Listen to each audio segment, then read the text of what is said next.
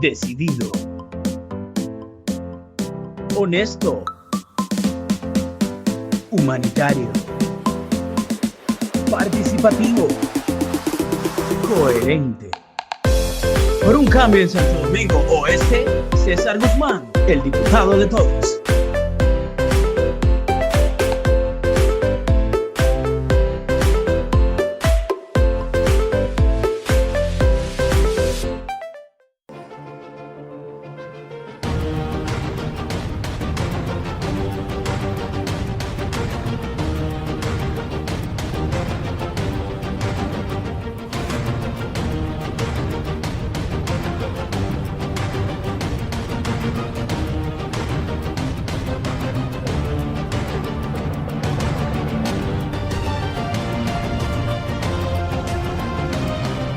Y yo llamo hoy al país en este día, en este domingo de resurrección, a nosotros tomar una posición de proactividad porque vamos a vencer esta pandemia. Lo vamos a vencer y lo venceremos mejor todos unidos. Y si hacemos esta y nos preparamos en términos de más camas en cada hospitales regionales donde nos lo necesiten, si iniciamos los procesos de pruebas, de masificación de pruebas, y también si mantenemos el distanciamiento social y todos mascarillas en este país, todos mascarillas, vamos a vencer esta pandemia. Y sobre todo todos unidos. Nuestra idea es que no haya hoy partidos políticos. Hoy somos hermanos, hoy somos dominicanos que tenemos que ayudar. Ese es nuestro mensaje.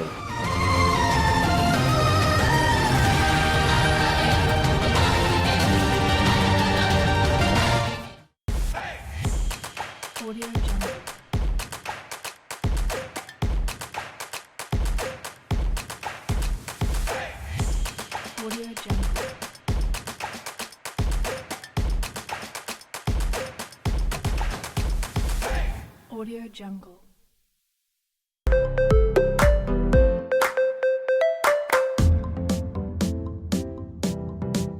Decidido, honesto, humanitario, participativo, coherente. Por un cambio en Santo Domingo Oeste, César Guzmán, el diputado de todos.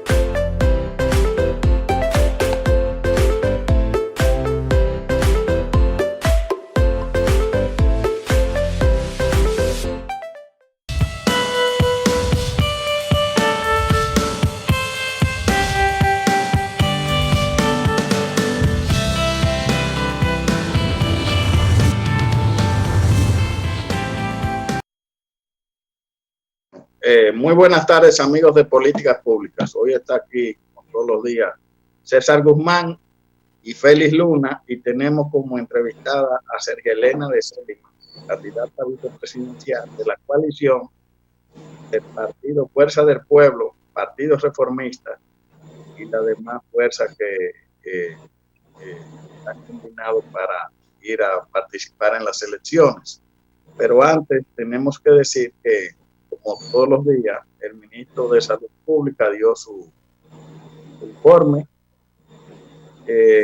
Ya los muertos son 196, es decir que ayer subieron 7 muertos más. La situación sigue estando muy difícil, siguen los infectados. Gracias. Y seguimos viendo una serie de acciones que toma el gobierno, pero de manera típica. Pero también el ministro dijo de las medidas restrictivas que hay que endurecerlas. Y de las medidas que él anunció hoy es que a los bancos le pongan una caja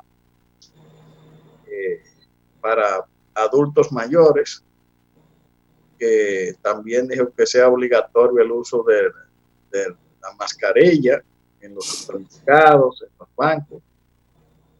Y miren, yo no sé, porque aquí estamos haciendo la cosa como al revés.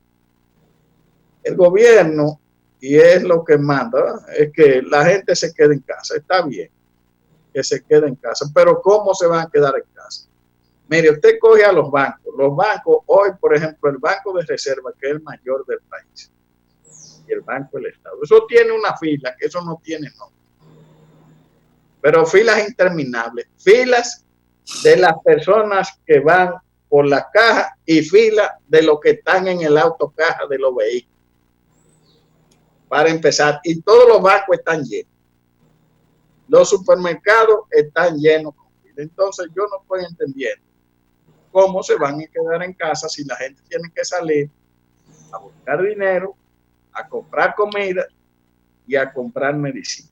Lamentablemente el Estado no ha suplido a la población para quedarse en casa. Y si la gente no tiene que comer y no tiene dinero, primero tiene que salir a buscar el dinero. Andrés, tiene que comer, ¿qué va a comer? Andrés, la fila de Vimenca de la Link, ¿usted sabe dónde llegaba? A la torre empresarial que está en la Sarasota. La fila de Vimenca hoy, vista por mí, sí, a pie. La gente a pie. Una fila, haciendo fila para entrar a Vimenca. A la torre empresarial que está en la Sarasota ahí. Mire, ya usted puede saber la cantidad de espacio que había desde dentro de Vimenca hasta la torre empresarial que está en la Sarasota. Entonces aquí hay una cuadra. Hay una serie de contradicciones que tiene los funcionarios del gobierno tremenda. Ayer el ministro llamaba a una cuarentena de 24 horas. Luego en la tarde el ministro Montalvo dijo que no, que el gobierno no estaba contemplando eso. Y entonces, ¿y cómo es? Porque la verdad es que el virus sigue expandiendo. Todos los días son más los infectados, todos los días son más los muertos. Y aunque ha habido una ligera disminución en gente en cuidados intensivos,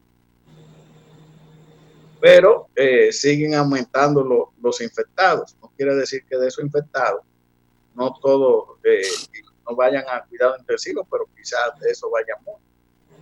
Entonces, ¿qué es lo que tenemos aquí? Tenemos un panorama, señores, peligroso, porque eso de las medidas de las 24 horas, eso se podía hacer al principio que se habló de la cuarentena. ¿Por qué? Porque todavía la gente tenía sus socorros y pudo haberse preparado porque tenían dinero. Pero después de eso aquí se ha cancelado gente, se han suspendido trabajadores.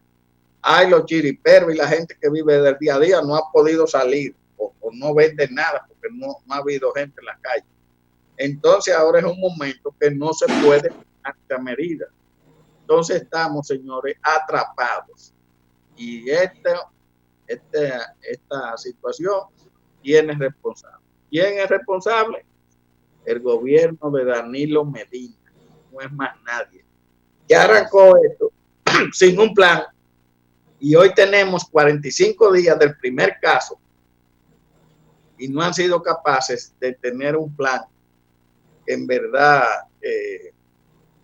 redujera el avance de la epidemia. Pero recuérdense bien, las fronteras se cerraron tarde. Los casos que tenemos aquí vinieron todos, la gran mayoría por la vía aérea, es decir, de gente que venía de fuera, y vinieron por unos cruceros, es decir, por barcos, gente que andaba en cruceros. Y eso era muy fácil. Aquí se tenía que cerrar la frontera. Por lo menos en la mitad de febrero o principio de marzo, el mismo 1 de marzo, ahí se cerró. Y todo el que fuera a venir, dominicano y no dominicano, es una cuarentena estricta. Estricta. ¿Qué pasó aquí? Que los hijos de los funcionarios que están estudiando fuera vinieron por el salón de embajadores. Ninguna cuarentena, no, porque es el hijo mío y no puede hacer cuarentena ni el del gobierno. Entonces tenemos un problema ahora serio y complicado. Sí. Serio y complicado. Y además hemos visto cómo el gobierno se ha negado a recibir los aportes de los candidatos de la oposición. Por ejemplo, Luis Abinader, ¿qué tuvo que hacer? Bueno, 26 ambulancias, tuvo que él mismo dársela a los ayuntamientos, a los alcaldes que ganaron, sin importar partido. Un hospital que iba a poner en San Francisco de Macorís, que no, qué sé yo, que finalmente en La Vega, porque no quieren que nadie dé nada, es resolver solo. Por ejemplo, el doctor Leonel Fernández, que ha hecho propuestas y no, a ellos no les importa eso. Leonel dijo que vamos a juntar el liderazgo nacional, tampoco. Luis lo dijo, no nos interesa, es nosotros solos. Nosotros solos, como solo, usted oye. Entonces vamos a resolver esto solo, pero también al final sacaremos balance después de esto y vamos a ver los muertos, los que tuvieron internos, los que han sufrido sus familiares, tanto de los muertos como de los internos, y todo el que fue infectado. Y le vamos a poner nombre. El responsable es fulano. Es fulano, no es responsable. Bueno, tenemos aquí la invitada ya. Vamos a arrancar una vez con Sergio Elena, que podemos hacer esta entrevista de manera de conversatorio, porque Sergio Elena es una mujer de los medios de comunicación, con amplia experiencia política y en los medios, y podría ayudarnos a ir descifrando y orientando al pueblo sobre esta situación. Sergio Elena, bienvenida a Políticas Públicas. Bueno, buenas tardes, ya es de tarde, ¿verdad?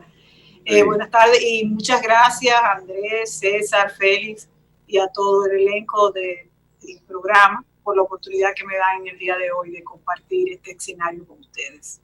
¿Cómo ve las fuerzas aliadas, ustedes, este manejo que le ha dado el gobierno a esta epidemia?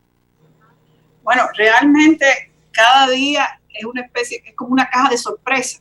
Todos los días trae algo diferente. En el día de ayer acabamos de ver al ministro de Salud Pública anunciando en la mañana, sugiriéndolo, solicitándole a la Comisión de Emergencia que se ampliara la cuarentena, es decir, que se ampliara el toque de queda porque no era suficiente lo que se estaba haciendo. Sin embargo, en la tarde, el ministro de la Presidencia lo desautoriza prácticamente, hasta el punto que él mismo tuvo que aclarar que no se está pidiendo una ampliación del toque de queda. No es que estemos de acuerdo o no con que el toque de queda sea de 5 de la tarde a 6 de la mañana, o sea, de 24 horas. Lo que sí requiere la población es que pueda haber una puesta de acuerdo, que pueda haber que en las autoridades tengan un plan claro y que así se lo expresen al país, porque cuando vemos este tipo de vaivenes y esta confrontación entre las diferentes autoridades que tienen la responsabilidad de manejar este proceso, dice, bueno, pues todo el mundo se pregunta ¿y a dónde vamos? Pero esa no es la única. En esta misma semana, lo primero que comenzó la semana con el ministro de Salud diciendo que el gobierno no había adquirido una sola prueba, que todas estaban llegando por donación. Sin embargo, al otro día, como al que le jalaron, le enmendaron la plana, dice, no, sí, nosotros pusimos X cantidad de órdenes de compra, pero no la hemos podido materializar. ¿Sí?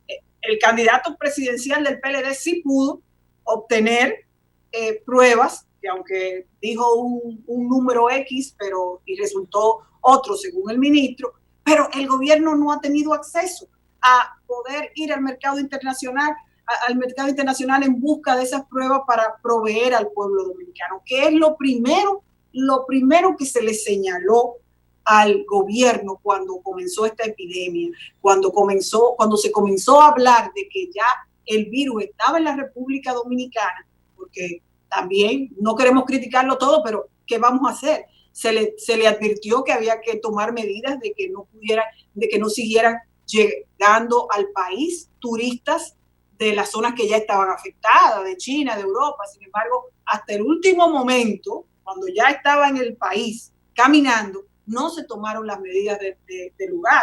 también con la prueba. Desde el primer día, el presidente Fernández, el Partido Reformista, el PRM, diferentes sectores han estado solicitando que la prueba sea masiva, gratuita, sin toda esa burocracia. Y sin embargo, el mismo ministro de Salud dice que el gobierno no ha accedido todavía, no ha comprado una sola prueba. Si no hubiésemos tenido la bendición de que el Banco Centroamericano haga la donación de 26,000 pruebas, yo no sé cómo nos hubiésemos estado manejando aquí. 26,000 pruebas de las que no han llegado todas, porque van llegando por partes. Entonces, pero uno se pregunta y dice, no, pero espérate, Sergio Elena, porque hay una crisis de abastecimiento de las pruebas en el mundo entero. Pero ¿por qué vemos que en un país como Chile, hoy en día se hacen más de 3,000 pruebas diarias? En la República Dominicana se han hecho hasta el momento 10,000 pruebas. Desde no, 12,000 hoy. 12,000 al día de hoy, ¿verdad? Desde el momento en que inició el proceso en marzo. ¿Ustedes saben cuántas? En Chile se hacen 3,000 y pico, 4,000 diarias, es decir, que en 4 días en Chile se ha hecho, en 4 días, lo que aquí hemos hecho en 2 meses. Y si dijéramos que la cantidad de fallecidos, de personas afectadas, fuera muchísimo menor, pero no, allá pueden haber más casos positivos en Chile porque se han detectado, pero hay menos fallecidos que en la República Dominicana, ha habido mayor control. Y así en otros países, en los mismos países de Centroamérica. Yo estuve haciendo las indagaciones y han podido tener acceso Honduras a 180,000 pruebas, Costa Rica a 30,000 pruebas, Guatemala, Panamá, en México 300,000 pruebas compró el gobierno de México. Y aquí en la República Dominicana anunciamos que no hemos podido comprar una sola. Entonces, eso trae mucha intranquilidad a la población, a una población que está pasando por momentos muy difíciles, porque no es solamente el temor de que te puedas contagiar, tú, tus familiares, que tengas una pérdida dentro de tu círculo íntimo producto de esta enfermedad. Claro, ese es el problema mayor, pero hay un problema secundario que resulta demasiado importante para la familia dominicana, que es el sustento de cada día. Y eso no escapa a ninguna clase social, a ninguna esfera social de la sociedad dominicana, porque hoy en día posiblemente una persona pueda tener sus necesidades cubiertas porque tiene un negocio, tiene un salón, tiene una barbería o trabaja en un hotel, trabajaba, tenía un salón abierto, tenía una barbería. Entonces, todos esos capitales que pudiera, o todas esas posibilidades que tenía ese mini empresario, ese empleado del sector de turismo, de buscar el sustento diario, pues ahora no lo tiene, porque el hotel no tiene turistas, el salón está cerrado, la barbería también, la cafetería. Si acaso los lugares de expendio de comida pueden hacer delivery, pero no pueden recibir clientes. Entonces, no es solamente el que no tiene, también el que tiene. Sí. Está en estos momentos en un momento de incertidumbre. ¿Y qué va a pasar? Y yo voy a poder salir adelante luego de que esta situación se normalice. Y ni hablar de aquellos que tienen que salir todos los días a buscar el pan nuestro de cada día y que hoy en día o no pueden salir porque están en la categoría de alto riesgo y no pueden enfermarse porque si fueran contagiados tienen mayores posibilidades de ser afectados de una manera, de perder la vida, vamos a hablar claro. O no tienen, si salen a vender algo, no tienen a quién vendérselo. Entonces no tienen que llevar a su casa.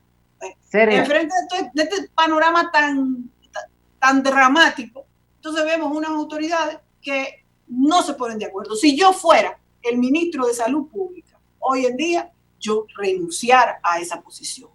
¿Por qué? Porque no se está respetando las directrices del Ministerio de Salud Pública, las autoridades no lo están escuchando y por lo tanto esa canana le va a caer a él, que es el único que sale todos los días de alguna manera u otra a dar la cara.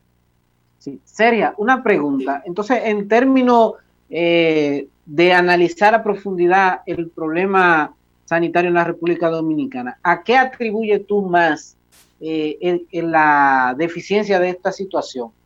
¿A un sistema deficiente? El sistema de sanitario de nosotros es un sistema que está montado sobre una falsedad, no es un sistema sostenible, o a la política pública que viene desempeñando lo que gobierna. Es decir, hay más responsabilidad en la ineptitud de los que están hoy dirigiendo los destinos del Estado, o es en el Estado en sí que no puede resolver los problemas sanitarios de la sociedad. Mira, una cosa viene a agravar la otra.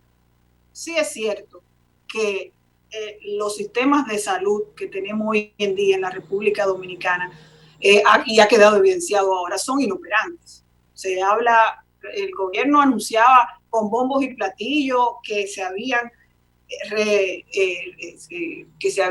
modernizado los hospitales, pero eso ha quedado evidenciado que realmente no ha dado los frutos que ellos habían ofrecido, que ellos contrataron, ¿verdad? Ya habrá tiempo para analizar esa parte, pero ha quedado al desnudo la situación dramática que viven hoy en día nuestros centros hospitalarios. Ahora, si además de tienen mascarilla, no tienen ni mascarilla ni guantes. No tienen absolutamente nada, pero lo de las mascarillas, los guantes, es algo que viene con la enfermedad ahora. Pero tú no tienes que ir a la mascarilla y los guantes. Piensa en las unidades de cuidado intensivo. Piensa en los instrumentos básicos para operar una emergencia muchas veces. Y cuando vemos esas imágenes a través de las redes y de la televisión, cuando llevan a un enfermo, a una persona accidentada, a una emergencia de un centro hospitalario de la República Dominicana, nos da ganas de llorar. Entonces, ha quedado al desnudo que sí hay una deficiencia en nuestro sistema de salud. Pero si arriba de eso, el manejo que se le está dando, sabiendo ellos la situación internacional que hay de desabastecimiento, de que no solamente en la República Dominicana, que es en el mundo lo que está pasando, y ya estamos viendo la experiencia de otros, no se toman las medidas del lugar a tiempo, no se prevé lo que viene, porque en esto hemos tenido una ventaja, y es que a diferencia de los otros países más desarrollados, que donde ellos llegó primero, y entonces nosotros hemos podido ver la experiencia de ellos y debimos haber aprendido de la experiencia de ellos. No, nosotros dejamos que nos sorprendieran igual que a ellos, aunque ya habíamos visto lo que estaba pasando en esos otros países. Nosotros no fuimos previsores frente a lo que estaba pasando. Nosotros debimos cerrar la frontera, como se le solicitó al gobierno aquí, lo solicitó el presidente Leonel Fernández, lo solicitaron otros sectores de la vida nacional. Nosotros debimos haber puesto las órdenes para comprar los equipos de protección de nuestro personal médico. Nosotros debimos de haber puesto las órdenes para comprar las pruebas en el mercado internacional como hicieron otros países, pero no hicimos nada, nos quedamos de brazos cruzados esperando. Me imagino, eso es lo que uno siente, porque ¿cómo es posible que otros países están pudiendo resolver ciertas situaciones que nosotros no? Yo no quiero sumarme a la corriente de opinión de que puede haber un plan macabro detrás de todo esto. No, yo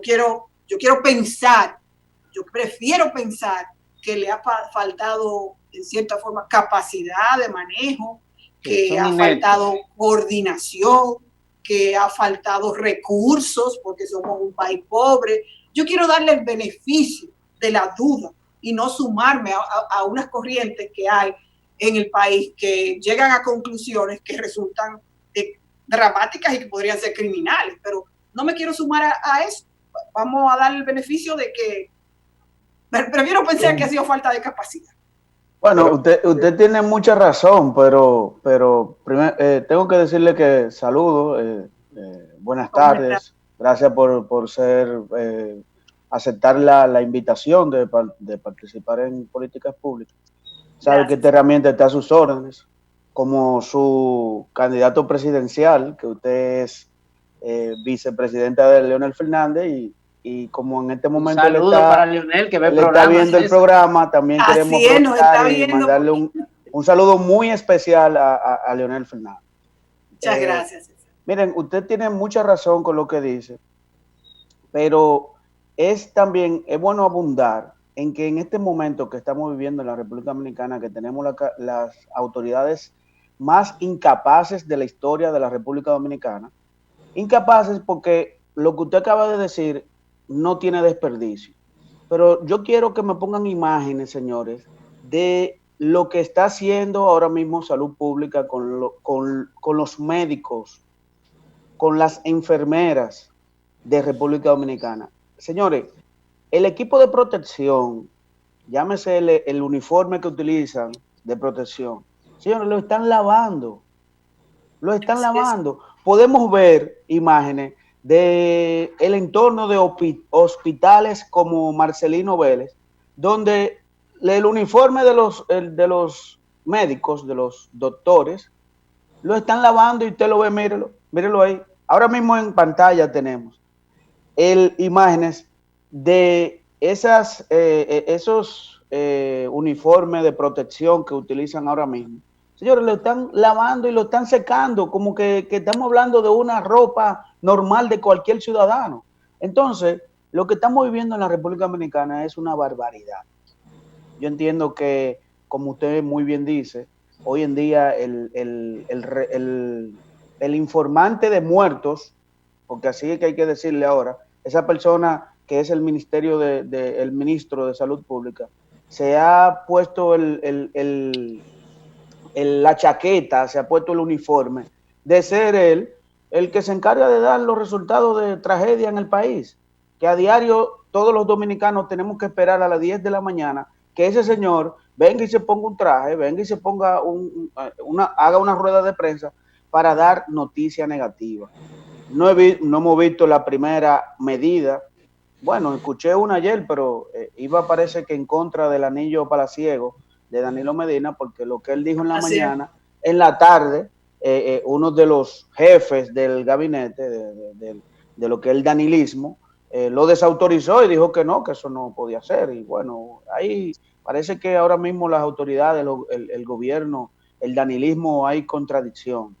Entonces, yo sí estoy muy de acuerdo con lo que está haciendo ahora mismo Luis Abinader, ustedes como Fuerza del Pueblo, pero refiriéndome a algo que comentaba Andrés ahorita, es que hay que dejarlo, porque ustedes ven que Luis ha aportado ambulancias, ha aportado hospitales móviles, portables, unas carpas que se utilizan a nivel mundial en momentos de crisis, han querido desacreditarla.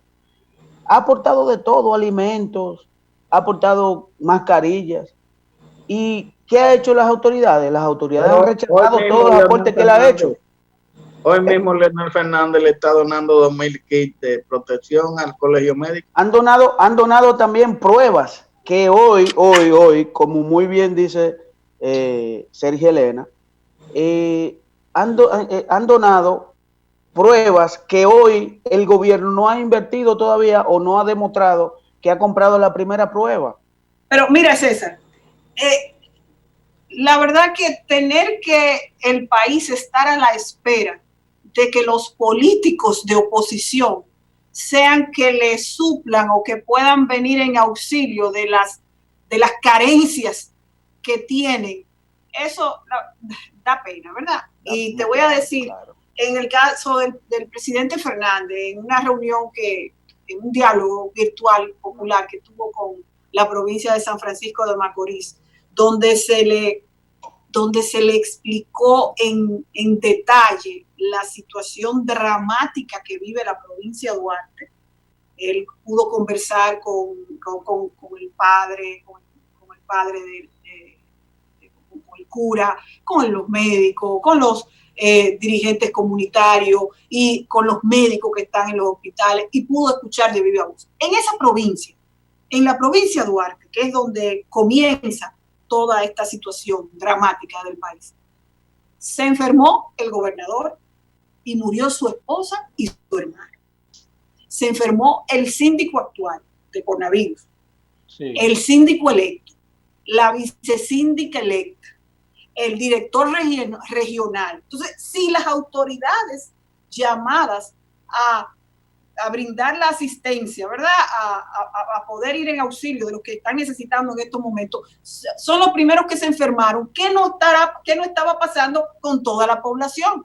Entonces, sí, el presidente Fernández dialoga con ellos y hace un levantamiento de la situación, de las necesidades más perentorias de San Francisco de Macorís, que debió de ser declarado en emergencia desde el primer día que se comenzó a ver la situación. No había que esperar un mes, 45 días. Mira, si tú has recibido respuesta, el presidente hizo un levantamiento y envió una comunicación al presidente Danilo Medina. Aunque sea por gentileza, debió de haber una respuesta. No, absoluto. Es decir, el presidente Medina se ha convertido en mudo, pero ahora también es sordo y parecería que es ciego.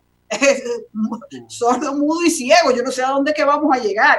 Por lo menos al ministro de Salud hay que agradecerle que se para todos los días frente a una cámara a informarnos las personas que han fallecido y los casos positivos y los casos negativos. Por lo menos eso hace ese ministro. Pero te reitero, si yo fuera el ministro de Salud Pública hoy en día, yo hubiese puesto mi renuncia, porque él está a todas luces proponiendo cosas, las está haciendo públicamente, ya como en un estado de desesperación, como voy a presionar con la opinión pública, eso es lo que se entiende, a que se tomen medidas y desde el gobierno central se le desautoriza. Entonces, ¿cómo que vamos a resolver esto? Si ellos mismos no se pueden poner de acuerdo. Las emergencias, en los hospitales, eso que decíamos de las precariedades, ellos dicen que hay centros especializados para recibir a los pacientes de coronavirus. Cuando una persona se siente afectada, lo primero que hace es ir al centro que esté más cercano. Pero si los médicos que están en esa emergencia no tienen ningún tipo de protección, pues obviamente la situación se complica. Entonces, ¿qué es lo que hemos solicitado? Que a todos los médicos de las emergencias, de todos los centros hospitalarios, públicos o privados, en todo el país, se le provea de la protección necesaria. No solamente a los centros especializados, pero ellos no escuchan. Y lo que vemos es que cada día más médicos van siendo afectados y van saliendo de la línea, de la primera línea de batalla, ¿verdad? Que son los hospitales.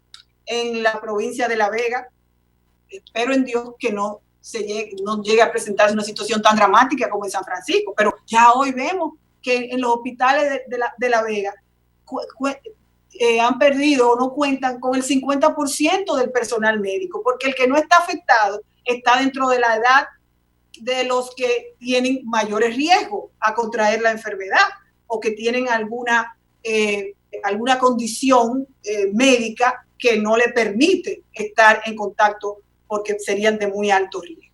Sin embargo, ¿qué se hace en esa situación? Nada. Se le ha dicho, manden más médicos a La Vega, como debieron mandar a San Francisco. Si no hubiesen habido médicos suficientes en San Francisco, no muere tanta gente. Como le decía el médico que participó en el diálogo al presidente Fernández, es que se nos morían en las manos porque no teníamos los medicamentos para poder brindarle, devolverle su salud, no teníamos la medicina, no teníamos el personal para atenderlos. Era decidir a quién atiendo y a quién dejo morir. Es dramático. Y entonces sí, tenemos a un gobierno sordo, ciego y mudo. Mira, por otra parte, ese tema lo seguiremos analizando más adelante porque esta crisis no va a pasar. Ayer, yo espero que sí, Andrés. Yo espero que pase. Vamos a esperar que pase, pero a este ritmo que vamos, no va a pasar en los próximos días. Esto no sabemos hasta dónde va a llegar. Pero después también lo analizamos si pasa, porque tendremos que sacar los responsables y ponerle nombre.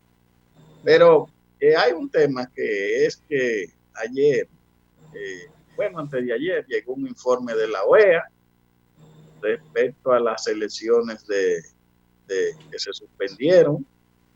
El informe dice que le echa la responsabilidad del Departamento de Informática de la Junta. La Junta acepta el informe. Ellos dicen que con amargura, pero con cierta... Lo celebraron. Sí, lo celebraron. Y entonces, bueno, cancelaron el de informática de la Junta ayer, pero el PLD ha hecho toda una laraca nacional, es decir, el bocinaje y los plumíferos. Dicen que no, que ese informe, esa suspensión le hizo daño al PLD, que ha quedado claro que el PLD no tuvo nada que ver con el problema de las elecciones, que aquí nadie saboteó las elecciones, pero quienes hablaron de sabotear las elecciones fueron ellos. Inclusive se fue tan lejos que el jefe de seguridad de Luis lo metieron preso, lo llevaron y lo interrogaron, lo humillaron y lo torturaron. Un técnico de Claro también, armaron un lío, que un coronel, una qué sé yo qué, que patatín, patatán, y ahora terminamos ahí. ¿Cómo es que tú ves ese informe? ¿Qué es lo que hay detrás de este informe de la OEA? Porque hay sectores también que dicen que detrás de la OEA está el voto que dio la República Dominicana para que Almagro se quedara. Bueno, mira, Andrés, yo creo que no hay que analizar muy a profundidad el informe. Sobre todo yo no soy técnico en cómputo ni en informática para darte una opinión sobre el aspecto técnico, porque fue bastante técnico el informe. Pero sí te puedo decir que el presidente Leonel Fernández, desde las primarias, desde antes de las primarias del 6 de octubre, habló muy claro y señaló que el software que se iba a utilizar para la implementación del voto electrónico había sido elaborado por el Centro de Cómputo de la Junta Central Electoral y que eso no era posible, que para poder utilizar un sistema automatizado debía de ser con un software que se adquiriera en una licitación internacional y que después fuera producto de una auditoría. Pero no, el PLD celebró que se utilizara ese voto electrónico aún con esas deficiencias. En ese momento la Junta también se hizo ciega, sordo y muda, y llevaron a cabo ese proceso que al PLD le salió muy caro. Le salió muy caro porque produjo la división del Partido de la Liberación Dominicana. Y producto de esa división del Partido de la Liberación Dominicana, ya vemos la situación de tercería que tiene hoy en día el PLD, que ya no está ni siquiera en segundo lugar, sino que está ocupando el tercer lugar. Entonces, ¿a quién beneficiaba? A todas luces, que esas elecciones se llevaran a cabo en febrero con ese voto automatizado, al que había beneficiado en octubre y que lo defendía a rajatabla, que era al candidato del gobierno y al gobierno, al PLD. Sin embargo, cuando se posponen las elecciones y se demuestra, y hoy lo reitera, hoy se puede comprobar con este informe, que el sistema era vulnerable, que el sistema no tenía ningún tipo de seguridad, que no era posible aplicarlo en unas elecciones, ni una primaria interna, ni mucho menos una nacional. Pues nos vemos presionados a ir a unas elecciones en marzo, ¿producto de qué?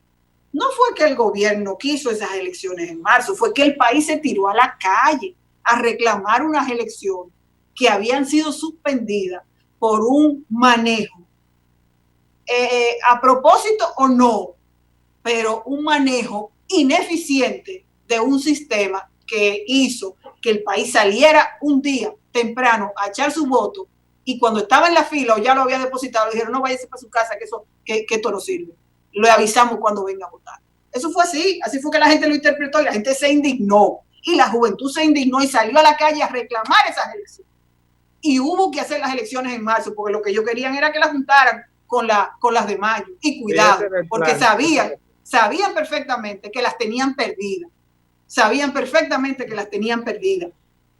Producto precisamente de esa división del PLD y de la salida del presidente Leonel Fernández del Partido de la Liberación Dominicana. Pues ese disgusto obligó a que se realizaran las elecciones en marzo. ¿Y cuál fue el resultado? El resultado fue que el PLD perdió de manera vergonzosa la mayor parte de los ayuntamientos que encabezaba. Perdió más la oposición ganó más del 70% de los ayuntamientos del país. Y ustedes que siempre manejan los temas municipales conocen muy en detalle lo que pasó en cada una de esas municipalidades. Hubo un acuerdo formal e informal entre la oposición para que el PLD saliera de esos ayuntamientos. Y la población fue, a pesar de la amenaza de la enfermedad del coronavirus, la gente fue y fue a votar y fue a depositar su voto de rechazo a los gobiernos municipales del PLD. Entonces, ¿a quién era que beneficiaba que se utilizara el voto electrónico durante todo el proceso? Definitivamente al que benefició, que pudo imponer en contra de la voluntad de un partido como el PLD a un candidato que no era el candidato natural en ese momento. Como era el presidente. Además, esa junta es de ellos y ellos fue que la pusieron. Exactamente. Entonces, hoy en día este informe viene como a querer darle tranquilidad al proceso. No, lo que viene es a evidenciar todo lo que ya había dicho el presidente Leonel Fernández, punto por punto, debería decir el informe, como decía Leonel Fernández, así los 15 puntos que ellos iban señalando, ya esos 15 puntos habían sido señalados por el presidente Fernández antes de realizarse las elecciones. La auditoría forense que pidió Leonel nunca se hizo. Nunca se hizo la auditoría forense, es decir, todas las debilidades que se habían puesto de manifiesto o que se habían expresado, que se habían señalado, pues todas esas están dentro del informe, pero todavía peor, en el día de ayer vemos también el informe de la organización que aglutina los tribunales electorales de América, USOE se llama, y ellos vienen a reiterar el informe de la OEA, muchos de los puntos, pero dicen que la responsabilidad no es únicamente del centro de cómputos, que también se pudieron evidenciar debilidades en la coordinación de diferentes departamentos, diferentes entidades de la Junta Central Electoral. Yo incluso dije, bueno, espérate, cuidado, si ahora lo que quieren es llevar a esta Junta Central Electoral a un juicio político y entonces con eso lograr otro aplazamiento de las elecciones. Es decir, aquí uno tiene que pensar en todo y eso sí se lo digo a la oposición, que tenga mucho cuidado, que esta gente piensan un poco más allá. Entonces, nosotros, ¿qué es lo que requerimos ahora en estos momentos? Nosotros necesitamos que esas elecciones del 5 de julio estén acompañadas por una supervisión más amplia de lo que manda la ley, como pasó en el mes de marzo, que pudimos tener delegados, los partidos políticos, acciones en el centro de cómputo, sino en otros departamentos, además de la dirección de elecciones, que la participación nacional, USOE, los que le acompañan a la Junta, pero también una participación a nivel de local, no solamente de participación ciudadana y esas instituciones especializadas, sino también de otros sectores de la vida nacional, que le puedan dar ciertos niveles de tranquilidad a la población en que el proceso se va a llevar a cabo de manera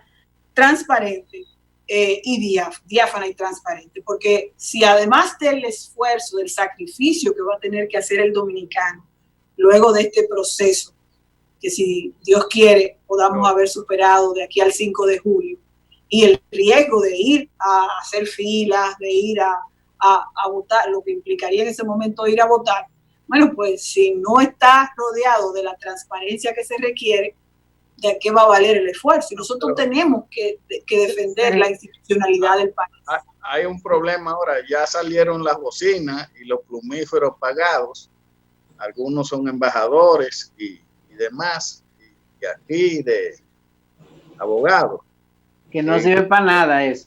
Escribiendo artículos y las bocinas promoviendo que no debe haber elecciones, que no hay condiciones, que la gente no va a ir a hacer una fila. Entonces yo le hago la siguiente pregunta. Muy bien, que no hayan elecciones. Y la gente no va a hacer una fila en un banco, todos juntos. Y la gente no va a hacer fila en los supermercados. Y la gente no hace fila en farmacia. Y la gente no hace fila donde dan la tarjeta. Cuando dicen que llegan los dineros de la tarjeta que ellos ponen, ¿verdad? Esos son en los pueblos. Una fila grandísima en los centros de expendio de comida. Entonces, que no me hablen que no se puede hacer fila. Aquí lo que hay que tomar la medida correspondiente. Además, yo le voy a decir, yo voté en estas elecciones pasadas y yo voté solo, porque cuando yo fui a votar no había nadie, ya habían votado 300 niños. Es decir, que los espacios son amplios y se puede programar eso, inclusive darle 1 hora más, 2 horas más, para que las filas se guarden la distancia necesaria. Pero mira, Andrés, el presidente Leonel Fernández ha señalado que lo primero para nosotros es la salud del pueblo dominicano. Antes que cualquier elección, que cualquier cosa, la salud del pueblo dominicano. Si la salud del pueblo dominicano estuviera en peligro al momento de llegar las elecciones, pues obviamente nadie va a apoyar que esas elecciones se celebren. Pero faltan 3 meses. Sí. Y los que auguran un desenlace tardío de este proceso hablan de que la primera semana de mayo es que estaríamos entrando en el pico de la enfermedad. Los que son muy pesimistas. Hay otros que hablan de la última semana de abril. Entonces, esperemos en Dios que la situación se pueda normalizar en lo que tiene que ver con el tema de la salud del pueblo dominicano y que ya para el 5 de julio sea una fecha en que los riesgos que corra la población no sean tan elevados, porque yo creo que la misma clase política no accedería a unas elecciones si va a poner en riesgo al pueblo dominicano. Claro. Como en estos momentos fuimos nosotros los primeros que llamamos, si me refiero a la oposición, a la clase política, a que se pospusieran las elecciones del 17 de mayo. Entonces, lo que hay es que prepararse para el 5 de julio y esperar que ya las cosas puedan estar dentro de la normalidad. Ahora, de que son tremendistas, son tremendistas. Eso le iba a decir, cuidadito. Hay que tener mucho cuidado. Claro. Serielena. Hay que tener mucho cuidado. Serielena. Lo único que a mí me tranquiliza, es que la Constitución es muy clara. Hasta el 16 de agosto. Es muy clara. Entonces yo espero que si el 5 de julio, que estemos todos los dominicanos, estemos sanos, que estemos salvos. Oye, a 1 metro de distancia vamos a votar todo. Pero que el 5 de julio no se pueda, miren, tenemos que buscar una alternativa urgente porque nosotros no podemos darle un día más a este gobierno del que le toca, del que fue elegido, que fue hasta el 16 de agosto. No, pero sobre todo, mira, ya el país demostró que no es el mismo y que cuando se quiere asumir posiciones que van en contra de la preservación de su institucionalidad, de la democracia, el país se levanta. Y lo hizo a través de la juventud. Lo hizo en estos momentos a través de la juventud. Nosotros, el presidente Fernández ha estado haciendo las propuestas que entiende más conveniente o que más se requiere en estos momentos, porque no olvidemos que estamos hablando de Leonel Fernández, que es un estadista que gobernó el país durante 12 años, 3 periodos. Demostrado. Tuvo que manejar crisis importantes en el país y sacó adelante y pudo sobreponer al país de esas situaciones. Otras crisis que se presentaron a nivel mundial, como en el año 2008, con la quiebra de los bancos en Estados Unidos, la caída de Wall Street, de las bolsas, y sin embargo el país continuó por un ritmo de crecimiento, igual que el manejo que tuvo el país durante los gobiernos del presidente Fernández con los altos precios del petróleo. Aquí nosotros, a pesar de esa situación internacional que se vivía, el país pudo mantener niveles de equilibrio. También cuando en el año 2004 hubo la quiebra del sector financiero en la República Dominicana, el presidente Fernández asumió las riendas del país y pudo volver la estabilidad. Entonces, él es reconocido por la gran parte de la sociedad dominicana como una persona capaz y una persona con conocimientos vastos para manejar situaciones como esta. Elena, que eso es una esperanza para el pueblo. Una pregunta, Andrés, breve, nada más. De que a partir del 16 de agosto el presidente Fernández asumiría las riendas del país, y esa crisis que nos espera a la vuelta de la esquina, porque si difícil es lo que estamos viviendo hoy en día con la amenaza de la salud del pueblo dominicano, difícil también es la situación económica que se va a presentar o que desde ya se presenta, pero que no se va a poder sobreponer el país tan rápido como se va a sobreponer al problema de salud. Hemos llegado lamentablemente al final. Le damos las gracias. Vamos a dejar abierto para otra participación próximamente, no muy tardía, para que debatamos este tema y otros más. Que se muchísimo. Claro. Sí, a mí se me quedaron muchísimos. Y mire que no utilizamos el espacio de comerciales hoy y quedó muy comprimido el tiempo. No, pero vamos a hacer una cosa. Ustedes me invitan al panel y comparto el panel con ustedes unas cuantas veces a la semana. Bien, tiene que ser una entrevista. Para nosotros es un honor.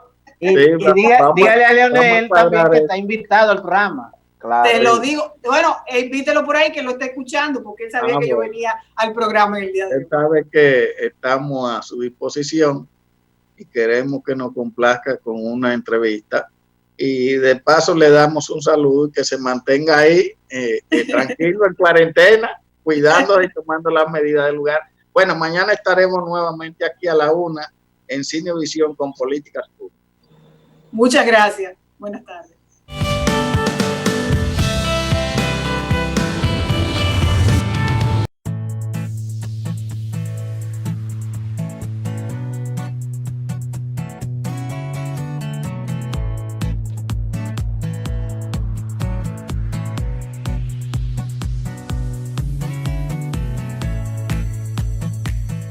En el día de hoy estamos procediendo a entregar esta ambulancia al municipio de Mao en la persona del alcalde actual y reelecto alcalde Odalis Rodríguez, quien se ha hecho representar por el señor José Andrés Bonilla.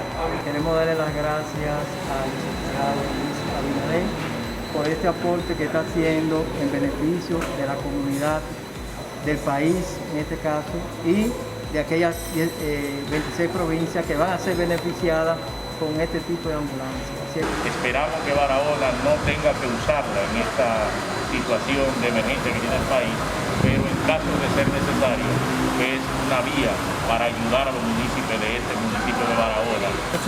Una gracia también al próximo presidente del país, Luis Abinader, por haber hecho eso con este país y sin mucho alarde, cosas que van a servir en este momento y para el futuro de la República Dominicana.